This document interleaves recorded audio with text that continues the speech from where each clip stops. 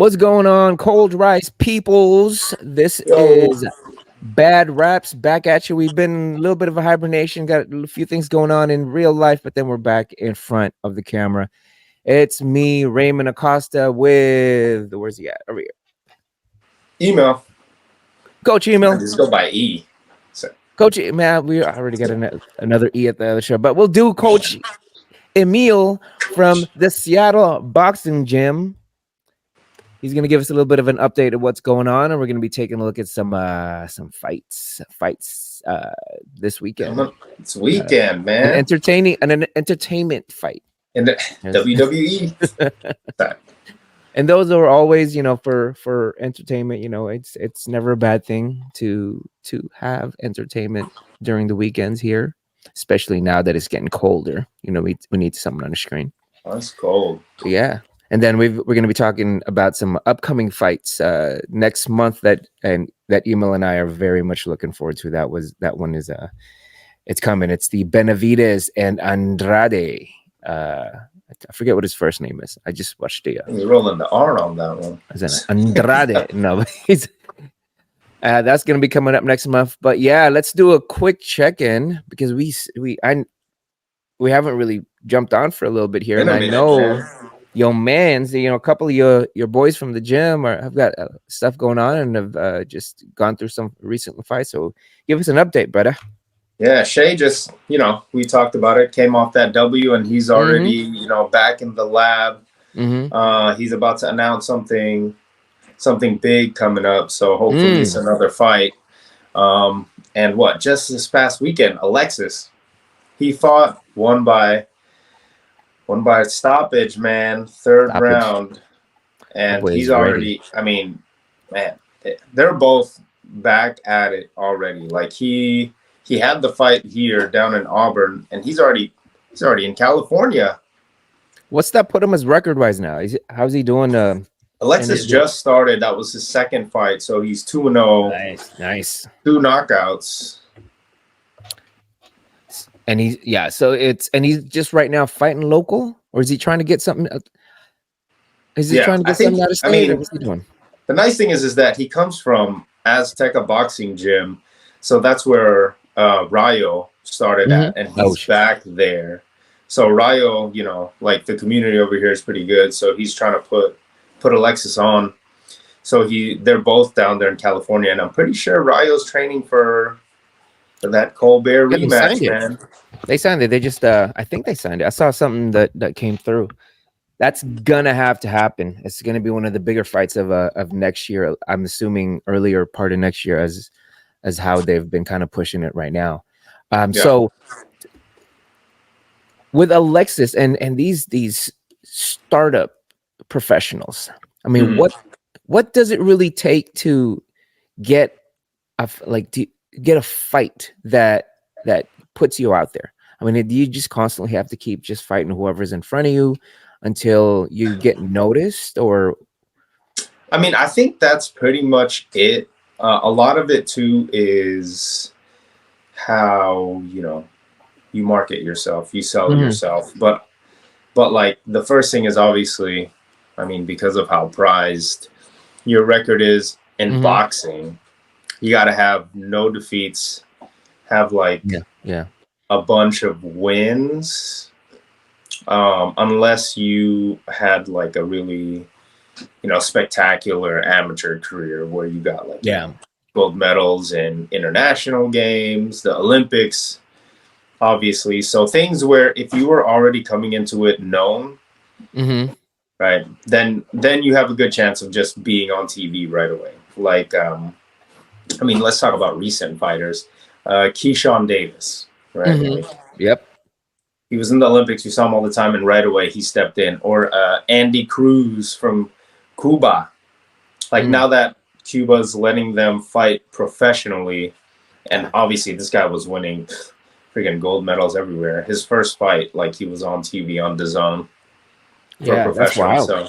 So you basically, remember when you need to keep a pretty clean record, right? As a startup boxer, 0, undefeated, and just keep climbing and just keep somebody getting in there. Because but like you said, also you also need that hype around you, because I've seen a lot of in the undercards, in these pay-per-view undercards, you've got first fight, that's kind of just buried in there. You got these first time fighters. I forget what that kid's name that Mayweather's plugging right now. He was Carmel. He's a beast, dude. He's good. My boy he's a problem. He's good, but then he managed to already get squeaked in there on a big time pay-per-view on one of your first fight, but then you've got all these guys, locally in your area that are already pros, and your Alexis's, and you've got, your Shays that are out there. Assuming, let's say Shay was unblemished. I'm assuming he's got one. I saw that one that I think he got one L. But assuming, let's say he was unblemished, and what would be the difference between a Carmel? Is this Carmel? Yeah, Carmel and a Shay and an Alexis, and trying to get into that pay-per-view card. It's just mostly like a promoter or a hype type of a situation. For sure. Yeah. Like, just like trying to get a job anywhere. It's like who and man, he knows Floyd. So well, shoot, man, let's push your peoples, man. Let's get some hype behind these guys. I know. I mean, especially with Alexis and Shay, let's get let's start putting them out there so we can get them some big fights. And then the other thing too is like, I mean, obviously with those guys, with Floyd, like, Floyd knows how to promote, so we do. I know we gotta basically do it for him. We gotta promote the boys, Shay Green, Alexis de la Cerda. Yes, sir. And so, let's see, what was that? I just lost my thought on that. Oh, I've followed this kid, Lil Cray Cray, for about a couple years. His name's Remo. Yeah, his name's Remo. Yeah, his name he goes by Lil Cray Cray. He's basically this YouTuber / maybe just social media kid. The Asian goes out kid? there. Yeah, the little. I think he's good. I'm not sure what he is. Quick, super quick. I seen him initially. He just came up in my algorithm, and I was like, "Who is this kid?" I've been following him for a minute. He literally in his backyard puts up a ring, and he used to actually go to other. He just goes in the streets. He and his buddies, I think they're East Coast. He and his buddies, they also like box and everything. They just bring gloves, and they're sitting there and they'll say, you want to spar this guy, and with a lot of people's egos, when they see him, it's like, oh, who's this little skinny boy? I'm gonna get at him, and he's sitting there schooling him. And then now he's getting fights. He's out there. I think he's definitely turned. I think he's got a couple pro fights under him. He's going out there doing his thing. So I need to check. Yeah, people. I'll send him out to you, and I'll post it. I'll actually share his footage here. I need to check. The fights. I have seen him. Like he would show up on like, how IG just be suggesting those reels. Yes. So then I started looking at his YouTube, and I was like, oh yeah, he looks pretty clean. Like obviously, there's problems with just fighting random guys, but the nice thing is that it, puts him out there, and that's the advantage of people coming up in these times, right? Like especially with influencer boxing. I mean, Well, that's also the thing. If you ain't got that money to constantly just going into the gym and actually pushing your shot, like with the memberships and hiring the proper trainers, that's loot. If you can't get the proper trainers out there, you might as well get competition and experience other than signing up for these smokers and these spars, going out there and just looking for that smoke yourself. And there's plenty of like backyard. I've seen plenty of backyard type of boxing and backyard MMA that there's one in Washington. I don't know exactly where they're at. I'm trying to remember. It's like Street Beef or something. Street Beefs, and there's street something, and like Street Beefs. They were in Gig Harbor of all places, bro. Is that right? Place I would least have expected. There's a few locations, but they just put it up in the backyard and they just go at it. And I think it's interesting. I hope they're careful, because they've got some janky looking, ring stuff that they got like just, and there's like on dirt, bro. it's on dirt. And there's fighting MMA sometimes on dirt, but yeah, that's the thing. So you definitely need that hype up of yourself. We're definitely offering out there as not just your gym. If there's anyone out there that's looking to get themselves hyped up and everything, and if you've got a fight going on, we'd love to talk about it. Maybe you'll hop on the show. You let us know. Just create a community of just sharing, you know, your skill sets. Yep. So you said Alexis is training for another fight. Shay's ready. He's almost ready. Shay's ready, man. He needs to. I'm glad, you know, Mm-hmm. because it's cool because I get an insight. Like Shay's the homie, and I just remember telling him, I was like, bro, you're not. I mean, he's still pretty young, but I was like, you're not getting any younger. You know, like No. you need to put on, and Yeah, he had a kid, so you know that changes your perspective. It's like, oh yeah, it's go time. That clock is a lot quicker in that hurt game. So you better make your hay a little earlier. Mm-hmm. Yeah. Well, good luck to him, man. Hopefully we can get him as busy as he is and as involved as he is out there training. Hopefully we can get maybe like 10-15 minutes of his time just to chop it up with him. I'm sure I've never met the guy. I know he's one of your, you know, come up better friends, you know, throughout this boxing journey that you've had. So maybe we can get him sit down, just corner him in a corner, have him even talk to us from the gym or something like that. That'd be cool. All right, that'd be cool. Mm-hmm.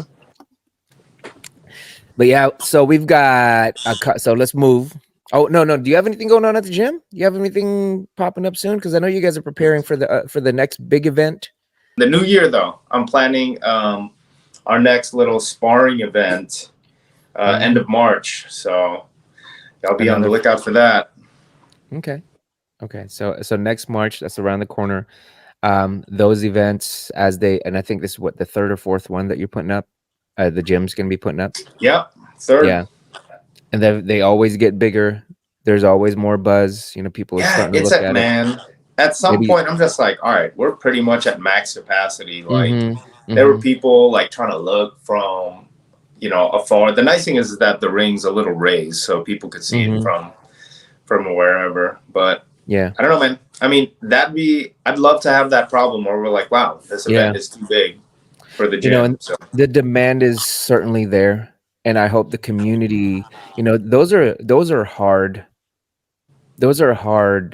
decisions that you have to make, especially as a business owner or like, you know, at that executive level, as far as trying to figure out what you're going to do with that good problem. And a lot of times, you know, you kind of just have to raise the ante, you know, as far as, you know, people coming in. And I hope they understand that, because the more people, the bigger you're trying to create an event, something like that, right? The more you're actually going to have to come out of pocket as a business itself. So I hope if there is kind of just an increase of the ante going into the door, I'm hoping a lot of people understand that, because, you know, this is a rarity in the greater Seattle area. There's a buzz around this thing now. So congratulations on the gym. Thank you. On the gym doing that. So that's next March. But let's talk about something that's going to be happening, and that's going to be happening this weekend. It's like happening tomorrow, right? Yeah, and that's like tomorrow afternoon, because it's in Abu Dhabi. They're fighting. Dubai. Are they fighting in Dubai? It's one of those. That's the only way we can make the fight happen. Dude. It's like, no, I'm like, it's right now. Wait, Tyson Fury, but not. Oh, what? So Fury and Ngannou, the fight. We're taping right now. It's a Friday, so, and I'll try to get this cut up and put out. Doubt I'm gonna get it out before the fight actually happens. Daycare, bro. Good luck. It's like, we caught up. Cold Rice Media. It's a great problem. You know, on our end, it's actually a great problem to have, just because we've got a backlog of stuff that we want to get out there for you. But so you're probably going to see this on Monday when the fight has already happened. But let's talk about it anyways. And that's what I was saying. The only way these fights can really happen is if it happens in the Middle East, just because that's where a lot of the money is, right? They just got money to throw, man. Yeah.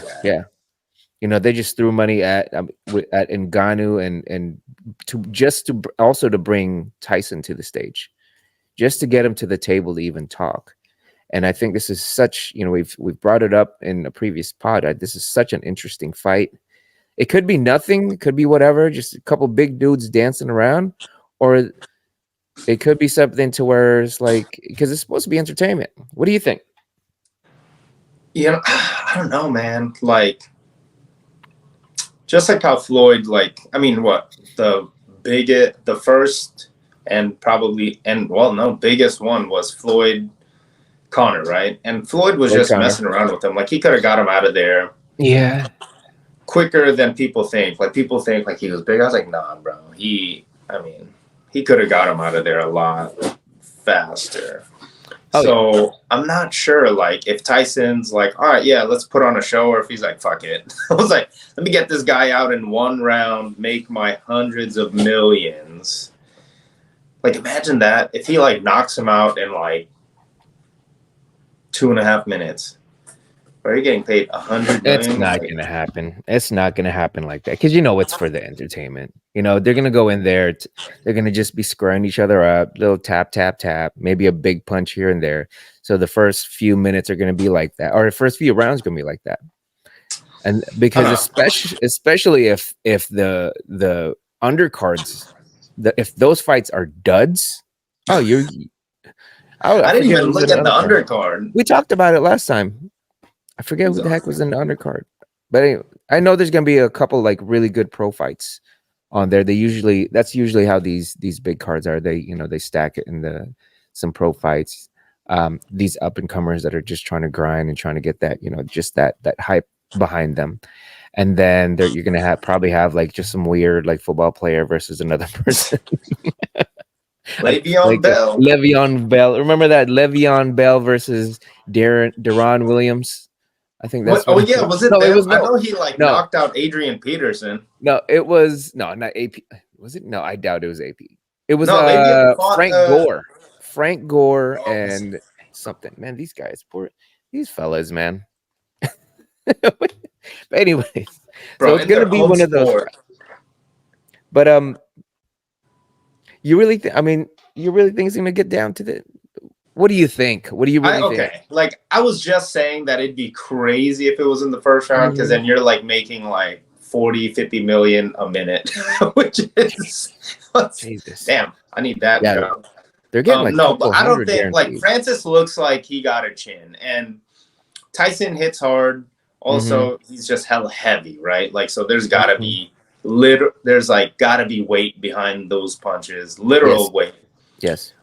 If anything, Francis is probably just gonna get tired, and then he's gonna get knocked out because he can't breathe, right? Like, I think that's how it's gonna go. Like, he'll get stopped because he's gonna get tired after maybe 4 or 5 rounds, right? Yeah. And then Fury's just gonna, probably take him out.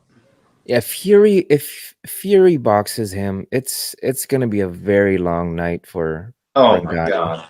It's just it's such a, like, when they say an MMA fighter is a good boxer, like, that doesn't mean they would be good against actual boxers, right? Like, it's very different. It's just the style, the way that you got to box for MMA is it's different, right? Like, they could have a great jab, like Sean Strickland with his version of like, a Philly shell smack.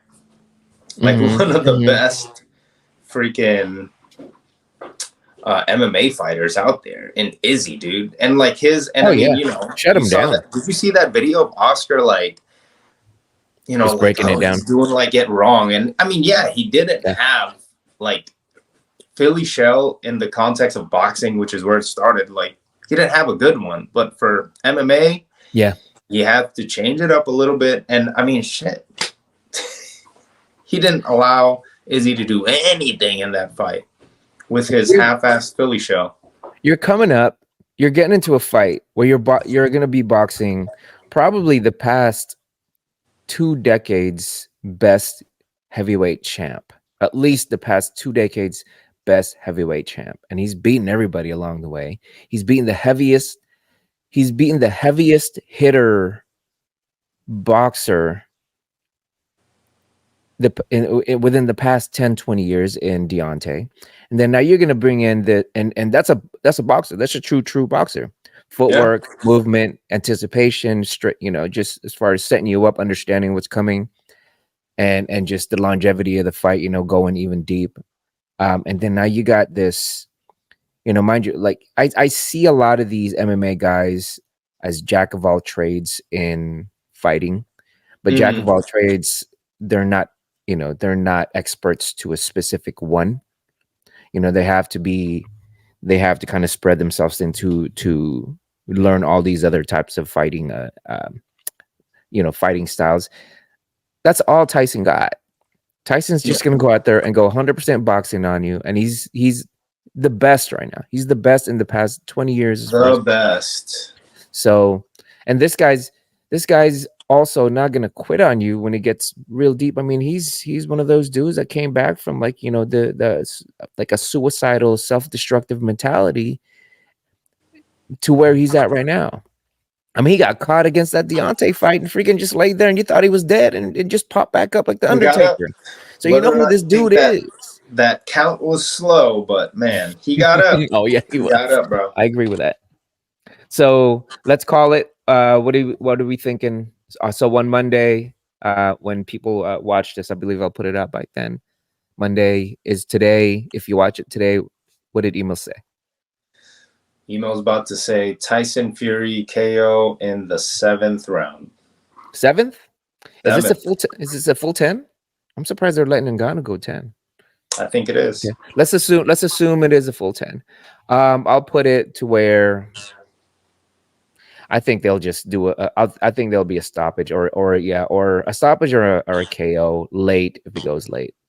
I'm gonna say like 9. If it goes 10, I mean like 8, 9, 10. Because Fury also does that to where once he gets you a little bit tired, and he did this in all of the Deontay fights. Once he gets you a little bit tired with his footwork, moving you around, just taking whatever you got because you got all that weight.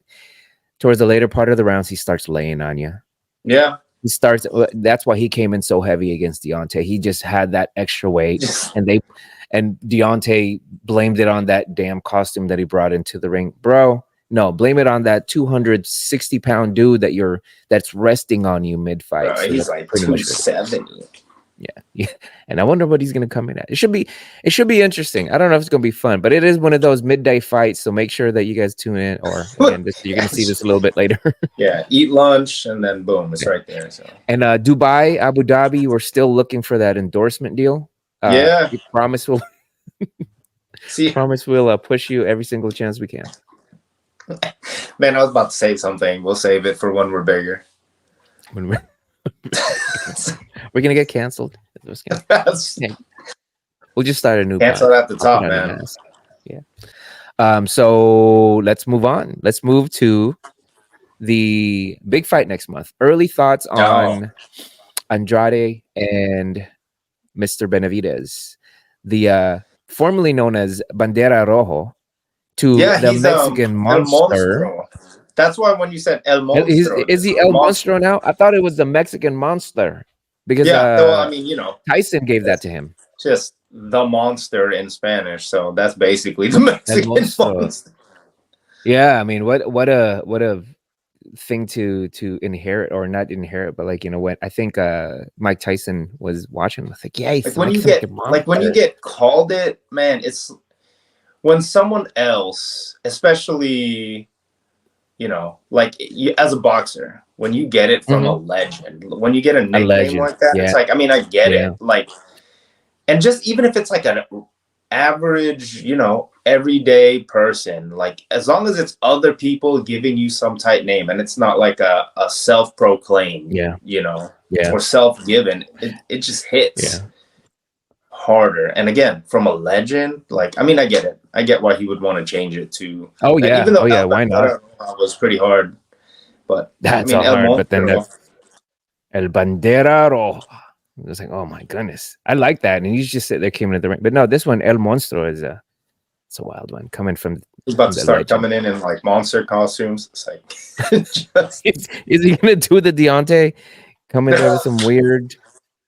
I hope not. David, don't. He's David is. Dude, David's good, man. He's good. It's fucking crazy for me to be like. Have you seen him lately? He's hella young. Huh? Yeah, he is. Have you seen him lately? I saw him at Alexis's fight. He was out there. I didn't get a chance to say what's up because I'm just like I was just hella tired, but I was like, I got to come out and support. And he was out there, and I just remember as soon as Alexis fought, I was like, all right, I'm going. Oh, that's I'm the out. thing. No, but So he should David be. versus Demetrius, man. D&D. What's his little nickname? I think it's Boo Boo. Is it not Boo Boo? But Oh it's yeah, Boo Boo Andrade. Boo Boo. Boo Boo. Yeah. But yeah, there you go. That's hard, man. It's like no. El Monstro versus Boo Boo. Boo Boo. Yogi's Yogi's homie. Boo Boo. It's But yeah, I don't but know, he's man. no slouch. Boo Boo's no He's slouch. not. He's It's no because slouch. he's so awkward and he's a southpaw. He can move. He's got solid foot. Like I was watching a lot of clips on him, and I was like, man, I really got to see who this dude really is. I mean, he's got sneaky power because he actually sets you up. He's a really good boxer, good on his feet, very good footwork, great anticipation, moves around a lot. He's got, again, sneaky power. He'll catch you. Yeah. But he's one of the biggest knocks. And I actually watched 2 full fights of what he had in a lot of highlight films. And he just doesn't throw enough. He just doesn't throw enough. And you gotta be able to throw enough because David's gonna come at you, man. He's gonna go freaking phone box with you. And that's what I mean, I agree. Like if anything, he'll need to stay moving or he needs to throw, right? Like like what Caleb was doing very effectively, moving, throwing, moving. Yes. Like you need to be able to keep David off you because if you don't throw, I mean, yeah, if he moves but he doesn't throw enough, like that's fine. David will just stalk him. Yeah. You know, He'll for round after round after round and just wear on you. And it's like, you know, so after a he'll while, need to throw more for sure. But I think David actually stops him, man. You think so? I think the fight will go as David. You know, you always kind of have this thing to when you're familiar with how David fights. He'll go in there, he'll kind of just take what you got. Let's see. Okay, let's see it. You know, you're talking all that because he's so. I think there was one fighter that he had somewhat a true animosity towards, but you know, as a professional that he is and he understands, he just has to keep pushing forward. He set that aside after the fight. I know there was a little bit of animosity towards Caleb, but then, you know, as professionals, they sat there and gave each other their flowers. You got to. Yeah, both great fighters, right? But then he genuinely likes Boo Boo. I saw the they're press like conferences. And stuff. They're hella cool with each other. But then this is a business, man. It's that you know that's. But then when you go in there, if you know how David fights, he's gonna come at you. You say, "All right, give it to me," and he'll take it, give you your respects if you get him. Just like you said, stock, and then when there's that thing, like there's that turnover to where it's like, okay, I think it's my turn now. Let me just go ahead and get this done. And you see it, you really see it, and I think that's how this is gonna go. So, Boo Boo needs to come out early. He needs to come in hot. He needs to come in busy. If that's his best chance. And he seemed very excited to just have this fight. When they were plugging the fight, he was so hyped, man. I think, bro, he's just been this is his biggest fight by far. He's been ducked. Yeah, he just can't get into the ring with these big dudes.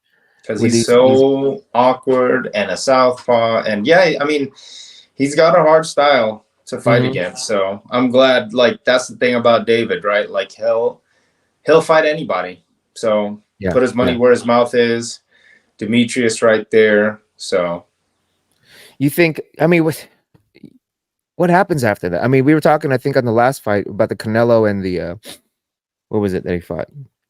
I mean, I'm having a brain fart. If Canelo won, then you know what happens. Does he take Benavidez or whoever or whoever wins in this particular fight?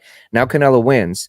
Is David or Boo Boo next for this thing? Or I heard freaking Canelo's trying to fight somebody else right now, and he's saying David needs to fight somebody else's on a big pay-per-view. He's trying to fight Terrence Crawford. Well, it's either he's going to fight David or Terrence. But then they had asked Canelo and said, "Hey, so what's going on with Terrence?" And I think he dropped something to where he needs to fight on a big pay-per-view to show his worth. Which I mean, look, like that would be a huge match before Canelo. But no, I understand. I mean, I think Terrence just wants a big ass fight. I think Terrence just said, you know what, let's the clock's ticking here, and I just want a big ass fight, and you already know what I can do, and he's willing to take whoever next, even if he has to step up a couple. Yeah. But we saw what happened to Charlo, so I don't know. Well, I don't know if that's gonna work out but as for what's next, like, well, all right. for David. Like, if David or Boo Boo. No matter who wins, it's like if it's Andrade, he's already been ducked, and if he gets like a big win over David, it's like, all right, even more so, no one's gonna want to fight him. Yeah. And same thing with David. Like, why would Canelo want to take that fight? Because, like you said, it's a business, and he is getting probably towards the end of his career, and he is at a point where, you know, if he wants, he could fight whoever and still make millions. Yeah. But if he's for real, like, I love boxing, and, you know, for me, that if you love boxing, that means you want to leave a good legacy. And, you know, the best legacy for anyone in combat sports is fighting the best. Yeah. Then we'll see him fight David. But if David does win and Canelo, you know, doesn't want to fight him, then it's like, all right. And I was going to touch on this. I was going to say we should talk a little bit about, on the undercard, you know, his brother fighting the other Charlo. Because if Charlo wins, then, I mean, he might fight David. I always forget Jamal, right? Yeah, Jamal. Mal and Mel. So it'd be Mal, or like another high risk, low reward fight for David would be David Morrell. That's a big one. I like that. It's big I like for that us, fight. but like I always have to remember, like, when we think a fight is big, it's because, you know, we watch, we follow, we love boxing. But for normal people, I mean, shit, they barely know who David Benavidez is. Yeah, because if you're talking about trying to bring Canelo to the table, you need to beat household names. But unfortunately, in that particular weight class now, there's not a lot of household names left. No, I mean, he's already beat the people that, I mean, when he beat Caleb, I thought that was going to be it. I thought that was going to be like, okay, now you got to fight. You got to fight Canelo now. And then he fought Jermell. And you fucking fight Jermell, the guy the small dude that came up 2 weight classes. Although I get it. He walks around at that weight anyways. He does look the same size, but then that's just not the same thing, man. We saw how Jermell looked in there. So we both agree that Boo Boo needs to be a little busy. We know what David's going to go in there. He's not going to change his game plan. It's worked. I mean, and it's worked flawlessly so far. And so that's going to be a very interesting and very entertaining fight. I think there's going to be a lot of action. And the thing that I'll say too is that I don't think David's shown everything he could do. No. Yet too. So I don't think he's really been truly tested and taken into deep waters, like Teddy Atlas would say. Yeah, take you to the deep waters. We'll fire. No, he hasn't been. Yeah, be a fireman. Put out fire. But no, he hasn't taken him to. He hasn't been taken to real deep waters yet, or maybe he just plays it off. Maybe he has, and we're just looking at him, and that's how he actually, that's how he actually deals with it. Just grace under pressure. Inside info. Say. Who knows? Oh, yeah.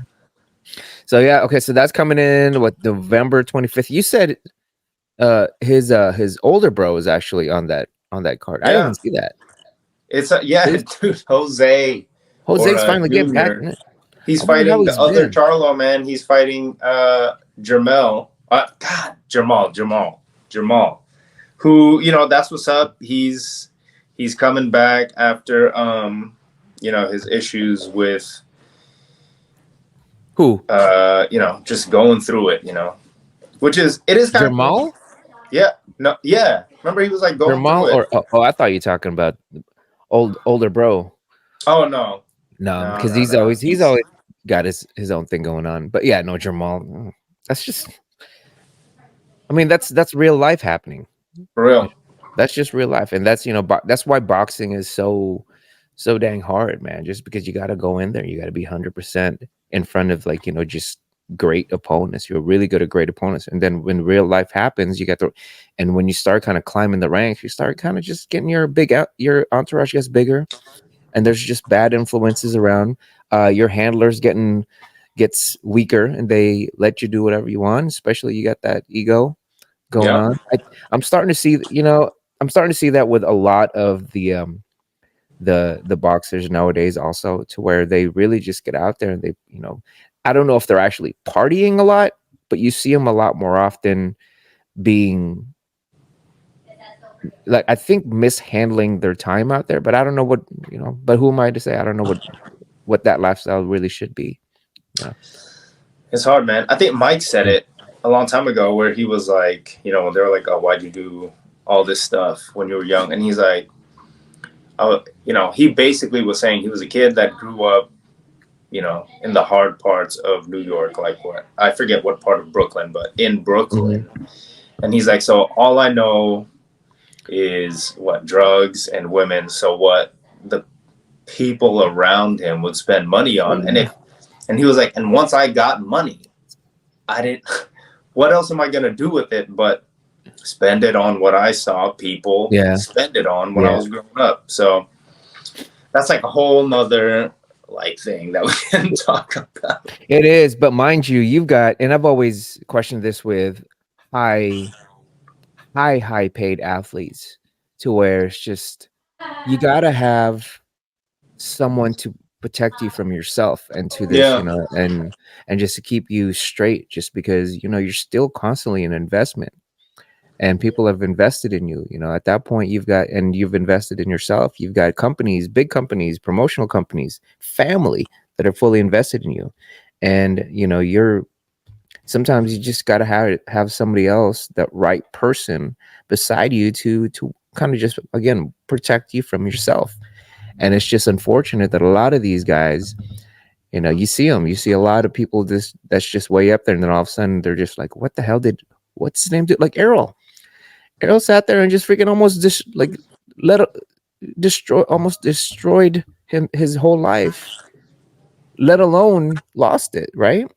And that accident, just by just some dumbass bullshit that he actually got into. So hopefully it doesn't get too far. Like I see a lot of, like when I see let's say like the Charlo brothers, and I see like AB's another one that's just so just being out there and just kind of just inebriated all the time, and he's mixing up with like Gervonta and all them guys, and you see Errol's pretty level-headed. Terrence is pretty level-headed. Bud's always been a good like level-headed dude, very focused. But you see a lot of guys out there just kind of like wiling out for no reason. Come on, guys. It's like, man. But I get it. These guys are athletes. They're fighters. They're supposed to hurt people, and they've got that mentality. And when they get out the gym, that carries over sometimes. Yep. Yeah. So when you're gonna get back in the ring, man? Any smokers for you? Dude.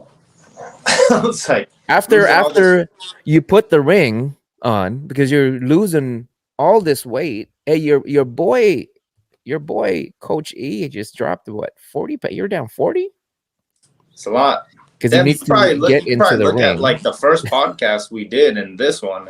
You see it? This is actually, it's not a fight podcast. It's just like before and after for just every time you just. That's the only reason Emil is doing this, is because he wants to see the progression. He doesn't care about what we're talking about, but no, you've done well. It's hella funny, man, that you say that, because I mean, Jermaine's gonna kill me. I'm pretty sure I told her, but, and by the way, Jermaine, my fiance, the wife, everybody. That I was like, man, I'm already losing all this weight. I'm gonna keep it off this time, barring another pandemic happening and all that stuff. Hey, hold on, man! Don't start. Finger crossed. Here we go. That's for a different show. Oil hats on. No, like I was like, man, because I last fought at 165. Good God. And I mean, dang, like I plan on losing another 30 So if I can walk around 160, 165, so basically what I last fought at, bro, I'm trying to get down to 152. Hey, I mean, at this point, you can just stay healthy. I mean, if you've got that feeling to get back in there, I mean, you're not that old. You're like what? 2024, we're going. So you're what? 36. 36 is still, a nice little smoker age. 36 is the new 26. Yeah, that's what I was saying. Like, I was like, with medicine, medicine's much better. Technology. Calling David like a good kid. I mean, which I can, because I'm like, what, over 10 years older than him. But I used to tease him. I was like, bro, I told him he's like, why does he look like 45? Like, he does. It's just, I always feel weird calling people kid when I'm like, shit. David's like, what, 25, 26, and that he's a man. He's Tyson-esque. Because, when you saw Tyson in there, you were just like, who's this? Yeah, bro. It was like he fought, even in amateurs, when he fought at like 14, 15, he did not look that age, bro. Or like when you, like crossing to a different sport, like when you used to see LeBron James's high school highlights. Fucking LeBron James. Like, that dude looked like he was a kid, and he's a kid, so. Yeah, he looked like he was 40 when he joined the league. And I was like, why is this man doing this? Whose man? But no, it's funny you say that, because I've been thinking for real about it. I haven't been doing, any like. I guess the biggest thing is that I haven't been sparring or anything, but I am looking at maybe next year, man. Maybe next year. Okay. Well, don't do it at our expense here on the show. We don't want. It's going to be a special podcast. Raymond's we don't want the wifey out here and doing a live podcast on my just. Yeah. And for those who have never been to SBG, hey, let's if you can you shoot me over some footage? Who's going down, and then we'll plug it. We'll put it on the show. We'll definitely do a little highlight or a little feature of the actual gym. You got to see. This is the best, in my opinion, the best looking gym in Washington State. I don't see a whole lot that can compare to it right now. I know there's real feeling gyms to where you go out there and you just fully focus. There's a lot of people a lot of fighters, when they go in there, they want to get dark. They want to get you smell the freaking mold from the goddamn floors. Like that's where you want to be. And there's others that you've got, your what's that, like your little Taibo kickboxing, there's like Mayweather classes, right? I think Mayweather gyms and everything. Those are a little bit more, I don't know, fancier. But this one you really do get best of both. It's like a middle ground. It is a middle ground, and that's why I very much appreciate your SBG as far as just that look and feel when you get in there. You still get that smell, you get that feel. Who's gone in there and worked through there. That ring looks official as hell as far as like when you get in there and you're like, yeah, there's definitely been a lot of punches thrown in here.